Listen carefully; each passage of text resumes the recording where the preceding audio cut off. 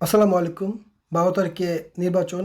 এই নির্বাচন গত ৫৪ বছরে যে নির্বাচন হয়েছে তার থেকে বেশি গুরুত্বপূর্ণ। কারণ হচ্ছে বাংলাদেশের পক্ষের শক্তি এবং বাংলাদেশের বিপক্ষের শক্তির মধ্যে একটা নির্বাচন হচ্ছে। আপনারা যদি বাংলাদেশের পক্ষের শক্তিকে ভোট দেন তাহলে বাংলাদেশের দুর্নীতি, চাঁদাবাজ এবং টেম্পো স্ট্যান্ড উঠে যাবে। বাংলাদেশ হবে একটা দুর্নীতিমুক্ত, চাঁদাবাজ মুক্ত, ভুয়া চেতনা দেখানো মুক্ত। এসব থেকে মুক্তি পেতে হলে আমাদেরকে ভোট দিতে হবে যারা বাংলাদেশের পক্ষে কাজ করছে, জুলাই আন্দোলনের পক্ষে কাজ করছে এবং হ্যাঁ ভোটের পক্ষে কাজ করছে। সে দলটা হচ্ছে জামাতে ইসলাম। আপনারা দেখবেন বাংলাদেশে যারা 53% ঋণ খেলাপিদের নিয়ে যারা নির্বাচনে যাচ্ছে, নমিনেশন দিয়েছে, তাদেরকে বাংলাদেশের জনগণ না বলবে বিধায় তারা এখন পাগল হয়ে গিয়েছে। জামাত ইসলামের আমিরের বিরুদ্ধে মিথ্যা প্রপাগান্ডা ছড়াচ্ছে। তারা নিজেদের দলের মধ্যে ভুলভাল মিথ্যা ইসলামিক মসলা দিচ্ছে। তারা নিজেরাই বিতর্কিত, কিন্তু জামাত ইসলামের নামে ভুয়া মিথ্যাচার করছে। তারা বলতেছে ফুটবল মাঠ করে দিব, ফরিদপুরে গিয়ে বলতেছে সয়াবিন চাষ করবে। আসলে 17 বছর, 18 বছর, 20 বছর যদি আপনি দেশে বাইরে থাকেন, দেশের সম্পর্কে আপনি বুঝতে পারবেন না। কিন্তু যে দল গত 15 বছর, 16 বছর নির্যাতন সহ্য করছে, রাজনৈতিক কারণে হত্যা করা হয়েছে, ফাঁসি দেওয়া হয়েছে, জামাত এবং ছাত্র শিবিরের নেতাকর্মীদের রাস্তায় ফেলে লগি বৈঠা দিয়ে হত্যা করে তাদের বুকের উপর নৃত্য করা হয়েছে, কিন্তু সেগুলা বিচার তখন হয়নি। আপনারা যদি এরকম বাংলাদেশ চান তাহলে অন্য চান্দা টেম্পো স্ট্যান্ডকে ভোট দিতে পারেন। যারা এখন মিথ্যাচার করছে, যারা বলছে আগামী 12 তারিখ পর্যন্ত চাঁদাবাজি করো না, আগামী 12 তারিখ পর্যন্ত জনগণের পায়ে ধরো, তারপরে জনগণ তোমাদের পা ধরবে, এসব টেম্পো স্ট্যান্ড বা চান্দাদেরকে জনগণ না বলবে বলে বিভিন্ন সূত্রে জানা যাচ্ছে। এই জন্যই তারা পাগল হয়ে জামাত ইসলামের আমির এবং জামাতের বিরুদ্ধে মিথ্যা প্রপাগান্ডা ছড়াচ্ছে যে প্রত্যেকটা পাবলিক ইউনিভার্সিটিতে তারা যে জরিপ করছে, জরিপের উল্টা ফলাফল হয়েছে। তার মানে বোঝা যাচ্ছে যে এইসব জরিপ টাকা দিয়ে জরিপ করা আর জনগণের ভোট কোথায় যাবে এটা টোটালি ডিফারেন্ট একটা বিষয়। যতই চান্দালিকরা এক একটা মিথ্যাচার করুক না কেন জামাতের বিরুদ্ধে বা বাংলাদেশের পক্ষে শক্তির বিরুদ্ধে, জনগণ সেই কথায় কান দিচ্ছে না বিধায়, তারা বুঝতে পারতেছে বিধায় নির্বাচনটাকে একটা ভুন্ডুল করার বা নির্বাচনের মধ্যে একটা ঝামেলা সৃষ্টি বা কেন্দ্র দখলের একটা প্ল্যান করতেছে বলে বিভিন্ন সূত্রে জানা যাচ্ছে। আপনার ফুটবল মাঠ করে দিবে, দুর্নীতির বিরুদ্ধে কাজ করবে। দুর্নীতিতে 5বার চ্যাম্পিয়ন হয়েছিল, যাদের বিরুদ্ধে নিজেরাই দুর্নীতির দায়ে বিদেশে পালিয়েছিল। এই স্বপ্নে তারা দুর্নীতির বিরুদ্ধে কাজ করবে বলে বাংলাদেশের মানুষ এবং ঘোড়া গাধা সবই হাসাহাসি করছে বাংলাদেশের এই সব কথাবার্তা শুনে। বাংলাদেশে একটা নীরব বিপ্লব হবে শুধু কেন্দ্রগুলো যদি দখল করতে না পারে, সেনাবাহিনী এবং পুলিশ যদি ঠিক মতন কেন্দ্রগুলো পাহাড় দিতে পারে, তাহলেই দেখা যাবে 12 তারিখে একটা বুমেরাং হবে। জামাতে ইসলামের পক্ষে জনগণ রায় দিবে বলে বিভিন্ন সূত্র থেকে জানা যাচ্ছে। ডক্টর শফিকুর রহমান বলছে, দায়িত্ব পেলে আয়ের আগে মৃত প্রবাসীর পরিবারের দায়িত্ব নেবে সরকার। কত সুন্দর একটা বিষয়। বাংলাদেশ থেকে যারা প্রবাসে যায় তারা মারা গেলে তারা কিন্তু আজীবন রেভিডেন্স পাঠায়। বাংলাদেশের বৈদেশিক মুদ্রা রিজার্ভকে ভারী করে, বাড়ায় দেয়। এই একমাত্র বৈদেশিক মুদ্রা আর হচ্ছে গার্মেন্টস সেক্টরের কারণে বাংলাদেশে কিন্তু আপনার এই রেভিডেন্সের কথা বলেন, এটা কিন্তু বাড়ে। জামাত ইসলামের প্ল্যান দেখেন আপনারা। ডক্টর শফিকুর রহমান বলছে যে এই যে মারা যাওয়ার পর, ধরেন বিদেশে যারা থাকি আমরা, বিদেশে মারা গেলে পরে ইনকাম করে বাংলাদেশে টাকা কম বেশি সবাই পাঠায়, কিন্তু তাদের মৃত্যুর পরে লাশ পাঠানোর জন্য 10 লাখ, 15 লাখ টাকা, 8 লাখ, 7 লাখ টাকা, এর থেকে বেশিও বা এর থেকে কমও হতে পারে। এই টাকাটার ব্যবস্থাও ডক্টর শফিকুর রহমান বা জামাত ইসলামের সরকার ক্ষমতা গেলে করবে। কিন্তু আপনাদের খেলা মাঠ করে দিবে, দুর্নীতি দূর করবে, ওই যে 2500 টাকা কার্ড দিবে, 5 লাখ 10 লাখ কথা বলতেছে, মিথ্যা কথা বলতেছে, পায়ে ধরলে আবার পরে ভাও থেকে পায়ে ধরবেন না, এইসব বুম বাজার করতেছে। যারা দলের মধ্যে 53% না 52% ঋণ খেলাপি। তো ওই টেম্পেস্টনের যে নেতারা আছে, যাদেরকে নমিনেশন দেওয়া হয়েছে ঋণ খেলাপি, 5,800 কোটি টাকা এরা ঋণ খেলাপি করছে। তো জনগণ বলতেছে এদেরকে যদি ক্ষমতায় আনা হয়, এরা 5,000 না 5 লক্ষ কোটি টাকা বাংলাদেশ থেকে পাচার করে দেবে। বাংলাদেশে যে নেতারা দুর্নীতির বিরুদ্ধে কথা বলতেছে তাদেরই টাকা বিদেশে পাচার হয়েছে। এফবিআই এসে সাক্ষী দিয়ে গেছে এবং বিভিন্ন জায়গা থেকে আওয়ামী লীগের সরকার আমলে সিঙ্গাপুর থেকে এবং আরও দুবাই না কোন দেশ থেকে টাকা ফেরত আনা হয়েছে। এতেই প্রমাণিত হয় তারা টাকা পাচার করছে। তারাই আবার বলতেছে দুর্নীতির বিরুদ্ধে তারা সোচ্চার হবে। কিন্তু জামাত ইসলাম যদি ক্ষমতা আসে, আপনারা দেখেন যে জামাত ইসলামের কোনো নেতা এই পর্যন্ত কোনো টাকা বিদেশে পাচার করে নাই, এরকম কোনো রিপোর্টও আসে নাই, আওয়ামী লীগ সরকার আমলেও আসে নাই।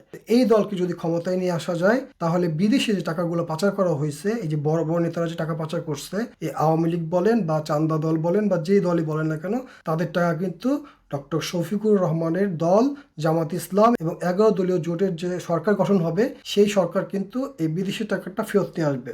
ডক্টর শফিকুর রহমান যে উন্নয়নের কথা বলতেছে, এটা যুক্তিকতা আছে কেন? তারা দুর্নীতি করবে না, বরঞ্চ দুর্নীতির টাকা বাইরের থেকে নিয়ে আসবে। যারা এখন দুর্নীতির বিরুদ্ধে কথা বলতেছে, তাদের টাকাগুলো ফেরত নিয়ে আসবে বাংলাদেশে। তাহলে বোঝা যাচ্ছে কি, বাংলাদেশে আপনার একটা উন্নয়ন যে করবে, তার একটা প্রমাণ দেখা যাচ্ছে যে হ্যাঁ, এই টাকাগুলো নিয়ে আসবে।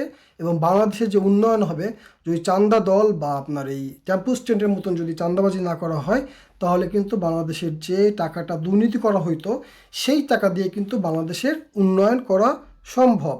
এবং আরেকটা বিষয় দেখেন, ডক্টর শফিকুর রহমান বলছে যারা বিদেশে যাচ্ছে, তারা যদি বিদেশে যাওয়ার পর 1 টাকা ইনকাম না হয়, তাহলে তাদের পরিবারের দায়িত্ব নেওয়া হবে। বাংলাদেশে প্রায় 2 কোটি না 3 কোটি মানুষ, আমি এক্সাক্ট জানি না ফিগারটা, এতগুলো মানুষ বাংলাদেশের রেভিডেন্ট যোদ্ধা আছে বিদেশে, তাদের দায়িত্ব নেবে ডক্টর শফিকুর রহমান। তো তাদের কেউ যদি মারা যায় বা তাদের যদি ইনকাম সোর্স বন্ধ হয়ে যায়, তখন জামাত ইসলামের সরকার সেটার দায়িত্ব নেবে। তো আমি একটু পড়ে শোনা উনি কি বলছে আজকে। তো আজকে নিউজে জামাতির আমি বলেছেন, জামাতি ইসলাম ক্ষমতায় গেলে 54 বছরের বঞ্চনার অবসান ঘটানো হবে। দুর্নীতির মাধ্যমে দেশের মানুষকে বঞ্চিত করা হয়েছে, তার মূলোৎপাদন করা হবে। দেশের টাকা ও সম্পদ পাচারকারীদের শান্তিতে ঘুমাতে দেওয়া হবে না। এই যে চান্দা মান্দা যারা তুলে, চান্দা আব্বাস, টেম্পো স্ট্যান্ড সব ঠিক হয়ে যাবে এবং তারা নিজস্ব কর্মকাজে ফেরত যাবে বা ব্যবসা বাণিজ্য করবে, সত্যিকার ইনকাম করে খাবে। এবং যে বস্তি মস্তি ছেলেবেলা যে থাকে আশপাশ দিয়ে, তারাও ঠিক হয়ে যাবে, চার দোকান বা গার্মেন্টসে ঢুকে যাবে বলে জনসাধারণ মনে করে। তিনি আরও বলেন, পাচারকৃত টাকা ফেরত এনে রাষ্ট্রীয় কোষাগারে জমা দেওয়া হবে। তাদের প্ল্যান কি দেখেন, ওই যে মাঠ দিব, ওই 2500 টাকা দিব, এই অমুক করব, এই ধান লাগাই দিব, এই করব, বীজ দিব, এইসব করে লাভ নাই। 2001 সালে যে কথাগুলো, যে ইশতেহার দিছিল তারা কিন্তু সেম কথাগুলোই বলছিল। দেখেন, যে কৃষকের টাকা মাফ করবে না, করে নাই। সারের জন্য এবং বিদ্যুতের খাম্বার জন্য, কারেন্টের লাইনের জন্য আন্দোলন করছে, তাদেরকে গুলি করে হত্যা করা হয়েছে তাদের আমলে। তো তারা যে ইশতেহার দেয়, ওই সময়টার জন্য দেয়, ক্ষমতায় যাওয়ার জন্য দেয়। তারা কিন্তু এটা বাস্তবায়ন করে না। এটা আমরা গত 54 বছর দেখে আসছি। এই জন্য জনগণ সামনে জামাত ইসলামকে ক্ষমতায় নিয়ে যেতে চাচ্ছে। মাথা থাকতে হয়। ওই যে আপনি খেলার মাঠ দিবেন, ওই করে দিবেন, ধান লাগাই দিবেন, বীজ আনিয়ে দিবেন, এগুলো তো যে কোনো সরকারই করে, যে কোনো দেশের যে কোনো সরকার করে। বেসিক যেগুলো, সেগুলো তো করতে হবে। আপনি সরকারে যাবেন কেন? এগুলো করার জন্য যাবেন। কিন্তু বাংলাদেশের উন্নয়ন হবে, বাংলাদেশের গোড়া থেকে মাথা পর্যন্ত সব ঠিক হবে, সেই ধরনের প্ল্যান নিচ্ছে হলো জামাতে ইসলাম। ওই যে আপনার বস্তা পচা যে প্ল্যান দেওয়া হইতেছে, এই প্ল্যানে গত 54 বছর ধরে সবাই দিয়ে আসছে, আলটিমেটলি তারা কিছুই করে নাই। জনগণ তাদেরকে আগে দেখছে না, তারা কি কি বলছে আর কি কি করছে, যা বলে তার উল্টাটা করে। তাই জনগণ জামাত ইসলামকে সামনে ক্ষমতায় আনতে চায়। আপনার প্ল্যান দেখেন জামাত ইসলামের, ওরা কিন্তু লোভ দেখাইতেছে না, যেটা করতে পারবে, বাস্তবায়ন করতে পারবে সেটা বলতেছে। এবং বাংলাদেশের গোড়া থেকে যে দুর্নীতি, চান্দাবাজ, যে রাহাজানি, বাংলাদেশের ক্ষতি করে বিদেশে টাকা পাচার করা, মূল জায়গায় হাত দিবে জামাত ইসলাম। বাংলাদেশটাকে বাংলাদেশ করে তুলবে জামাত ইসলাম। এরপরে খুব গুরুত্বপূর্ণ একটা কথা বলছে জামাতের আমির, আরও বলেন, প্রবাসীদের রেভিডেন্ট যোদ্ধা বলা হলেও কেউ মারা গেলে তাদের লাশ দেশে ফেরানো নিয়ে শুরু হয় ঠেলাঠেলি। এটার অবসান করবে। অনেক টাকা লাগে কিন্তু বিদেশ থেকে একটা লাশ নিতে, সেটা ব্যবস্থা করবে জামাত ইসলাম। যদি কোনো রেভিডেন্ট যোদ্ধা মারা যায়, তাদের দায়িত্ব নেবে জামাত ইসলাম।